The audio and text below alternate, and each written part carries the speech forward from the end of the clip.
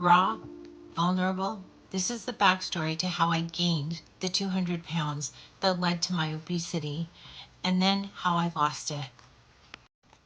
This is me at 150 pounds, the way I was most of my life. Don't let my weight fool you. I had a serious eating problem at this time.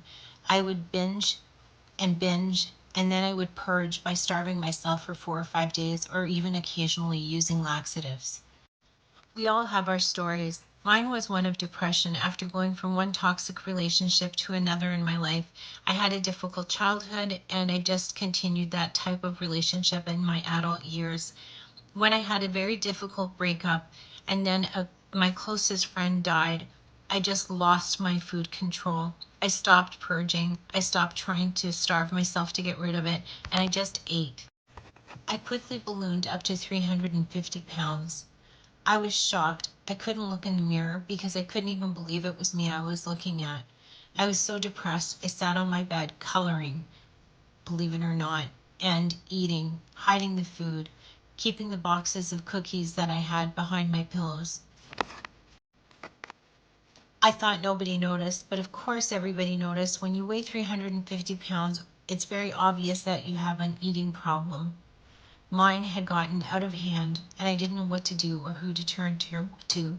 The heavier I got, the more I isolated myself. The more I isolated myself, the more depressed I got. It was so bad that I couldn't walk 10 feet without losing my breath and starting to sweat. One day, my daughter came to me and said, "Mom, I'm feeling really sad. I realize that you're not going to do anything about your weight, and I feel like I will one day be telling my children what a kind, wonderful, sweet, and gentle person you were, how much you used to love them, but you just didn't bother giving a care to lose the weight you needed to lose to live for them and know them and see them grow up." I loved those babies. I love those babies to this day. Something in me shattered when she said that to me, and I decided right then and there, after crying, that I needed to do something because I was desperate. I looked online to find any type of a group for overeaters, and I found one and I joined it. That was August 14th, 2022. Since then, I changed my eating habits. I dropped the flour, the sugar, the large portions, and the picking and grazing, and especially the binging. I drank 2 liters of water a day. I started walking a little bit. I had motivation. I wanted to see my grandkids grow up. I became very determined. Having that purpose is what gave me the success. The depression was still ringing loudly in my ears, but I started to deal with the emotions that drove me to the food in the first place. I learned how to offload them so that I was not carrying them and not running to food every time I had a panic moment, or every time I was stressed, or every time I felt sorry for myself. I learned that I didn't have to turn to the food. I started journaling, which really helped me a lot.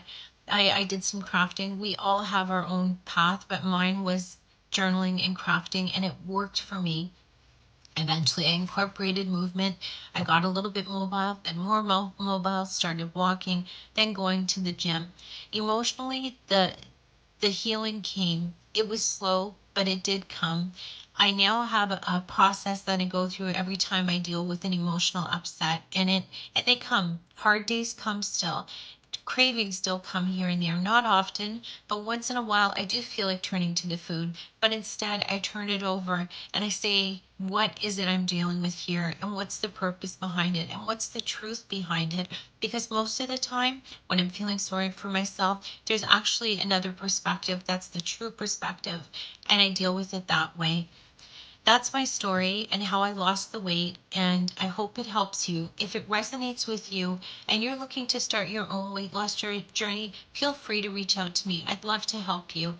If you have questions or any feedback, please leave them in the comments as well.